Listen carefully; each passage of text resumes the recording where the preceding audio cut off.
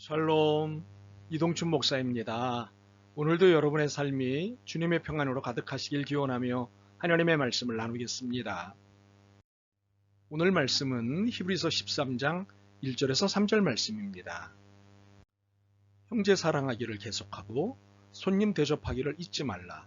이로써 부지 중에 천사들을 대접한 이들이 있었느니라. 너희도 함께 갇힌 것 같이 갇힌 자를 생각하고 너희도 몸을 가졌은즉 학대받는 자를 생각하라. 아멘. 히브리서 13장 1절에서부터 3절 말씀을 본문으로 히브리서 강의 34번째 시간 그리스도교의 또 다른 이름 화합과 환대라는 제목으로 말씀을 나누도록 하겠습니다. 혹시 별명들 있으시죠? 저의 오래전 별명은 잠춘이었습니다. 중학생 시절 어느 수업 시간에 졸다가 선생님께 걸려서 얻은 별명이죠. 그런데 별명이 사람을 만드는지 이후 오랫동안 별명답게 조는 일이 잦았습니다. 바닥에 머리가 아닌 엉덩이만 대도 졸거나 잠들어버리는 놀라운 능력이 생겼습니다. 웬 별명 이야기냐고 물어보실 것 같습니다. 별명은 개인의 특징을 찾아내 그것을 희화화 또는 상중하는 것입니다. 상대를 놀릴 목적이기도 하고 상대를 인정할 목적이기도 한 별명이라는 네이밍 작업은 듣는 이들을 유쾌하게도 하고 통쾌하게도 하면서 대상에 대한 이해의 폭을 넓혀줍니다. 오늘 우리는 그리스도교가 어떤 종교인지를 이해시키는 히브리서 기자의 네이밍 작업을 만납니다. 그는 우리에게 그리스도교의 또 다른 이름은 화합이고 환대라고 소개합니다. 물론 번역된 본문에는 이 두 단어가 눈에 띄지 않습니다. 그러나 눈에 띄는 단어인 사랑, 대접, 생각은 화합과 환대의 의미를 가득 담고 있습니다. 그러므로 본문의 의미를 현대의 담론 언어인 화합과 환대라는 용어로 옮겨서 우리가 몸담고 있는 그리스도교를 더 잘 이해하는 데 도움을 받도록 하겠습니다. 그런데 오늘의 본문과 주제를 본격적으로 살펴보기 전에 여러분의 목사가 왜 기독교라는 용어보다 그리스도교라는 용어를 선호하는지에 대한 변명부터 해야 할 것 같습니다. 보통 한국에서 개신교에 속해 있다고 하면 기독교라고 하는 용어를 사용합니다. 카톨릭과 구별한다는 이유로 선호되는 용어입니다. 그러나 이는 그리스도교의 한자 음역에 불과합니다. 영어 사용권에서는 모든 것이 크리스천어티, 그리스도교라고 읽힐 뿐입니다. 그런데 우리는 가톨릭, 성공회, 동방정교회는 이단이거나 우리와 다르다라는 선긋기로 기독교라는 번역어를 선호하고 있습니다. 그러나 학자의 양심을 따라 연구한 결과 가톨릭, 성공회, 동방정교회는 결코 이단이 아닙니다. 형식과 내용에 있어 마치 개신교 안에 장로교, 감리교, 침례교, 성결교, 순복음 등과 같은 다양한 분파가 있는 것 같은 정도의 차이일 뿐입니다. 그동안 우리의 신앙과 신학이 구분과 차별화를 통해 순수와 거룩을 추구하는 입장을 취했기 때문에 기독교라는 용어를 선호했습니다. 그러나 그 차이가 이단적이 아니라면 구분해야 할 이유가 없다고 생각합니다. 그래서 화합 혹은 연합이라는 차원에서 기독교가 아닌 그리스도교라고 하는 용어를 의도적으로 사용해야 한다고 보는 것입니다. 물론 내용을 이해하는 것이 중요하지 용어가 뭐 중요하냐고 하실 수도 있습니다. 수긍하는 바입니다. 그러나 용어가 미치는 이해와 수용에 대한 영향력은 무시하기 어렵습니다. 그러므로 모두가 그리스도 안에서 한 가족이라는 사실을 천명한다는 차원에서 그리스도교라는 용어를 사용하면 좋겠습니다. 바로 이런 식으로 화합은 진행되고 유지되고 확대 재생산되는 것입니다. 1절입니다. 형제 사랑하기를 계속하고 세 번역으로 좀 읽어볼까요? 서로 사랑하기를 계속하십시오. 공동번역 개정판으로도 읽어볼까요? 형제들을 꾸준히 사랑하십시오. 1절에 보면은 이례적 사랑을 말하는 것이 아닙니다. 지속적으로 사랑할 것을 권면하고 있습니다. 계속하는 사랑, 꾸준한 사랑을 하라는 것입니다. 이것은 어떤 상황, 어떤 환경을 만나더라도 변함이 없어야 하고 어떤 경우엔 또 사이좋게 지내라는 권면입니다. 그러므로 이 권면은 화합에 대한 권면입니다. 그리스도교를 일컬어 사랑의 종교라고 합니다. 이 네이밍은 하나님은 사랑이시다는 진리에서 얻은 것입니다. 그래서 그리스도교는 사랑의 종교라는 이 네이밍은 그리스도교를 특징짓는 대표적 표현으로 사용되고 있습니다. 그래서 그리스도교에 속한 사람들의 삶은 사랑을 받은 대로 사랑하고 사랑을 받았기에 사랑해야 하는 사랑의 실천자로서의 삶을 살아야 한다는 책임과 의무가 부과되어 있습니다.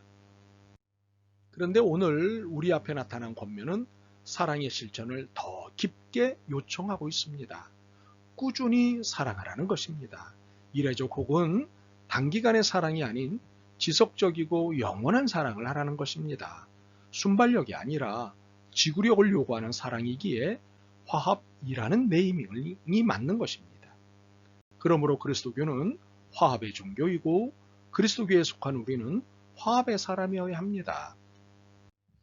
그리스도교의 또 다른 이름은 환대입니다. 이 개념은 우리가 잘 알고 있는 이야기인 집 나갔던 둘째 아들을 조건 없이 집에 들인 아버지를 기억할 때 이해가 쉬워질 것입니다. 그리고 2절과 3절을 보시겠습니다. 손님 대접하기를 잊지 말라. 이로써 부지 중에 천사들을 대접한 이들이 있었느니라.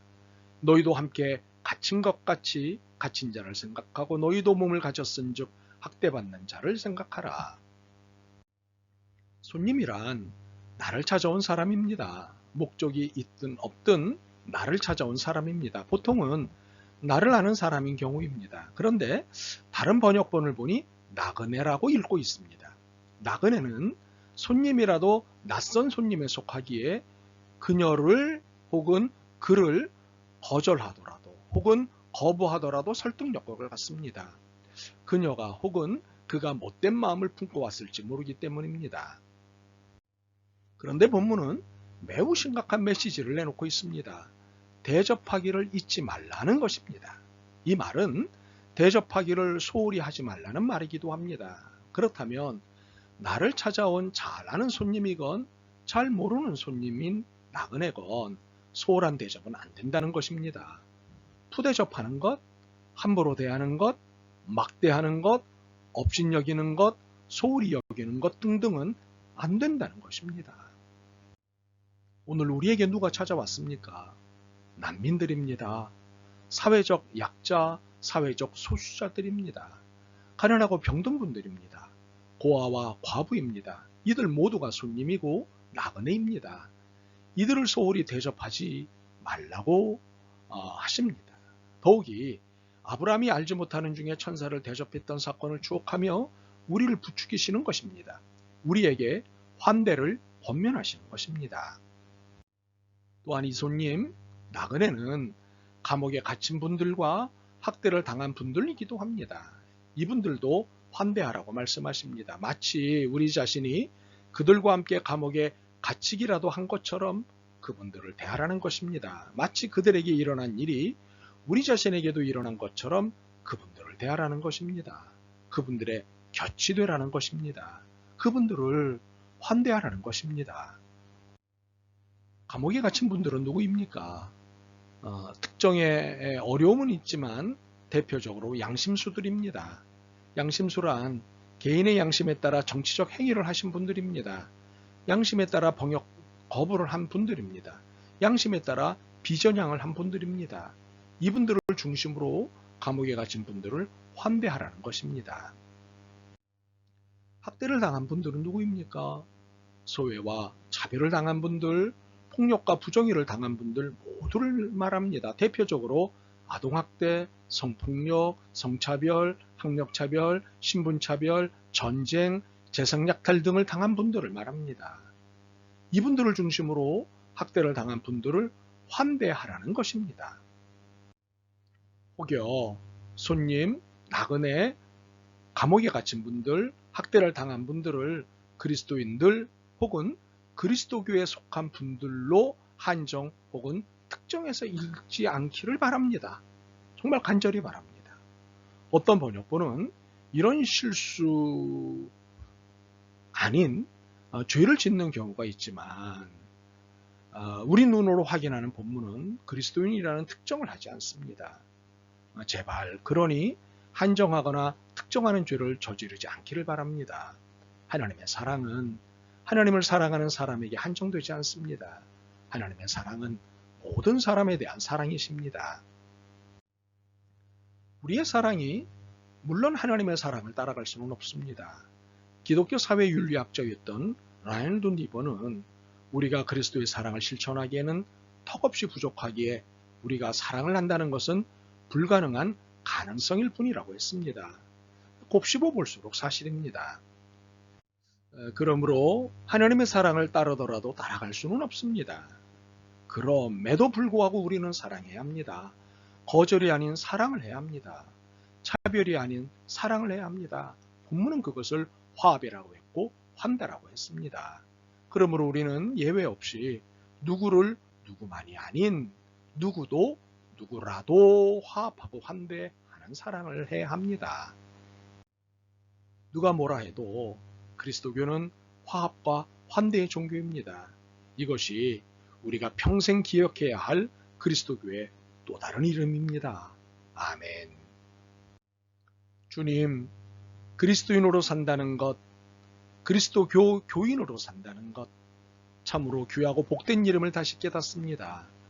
화합과 환대의 삶을 신앙 안에서 바르게 살아갈 수 있도록 도와주옵소서. 예수 그리스도의 이름으로 기도드립니다. 아멘. 오늘도 여러분의 믿음과 삶을 응원합니다. 사랑합니다.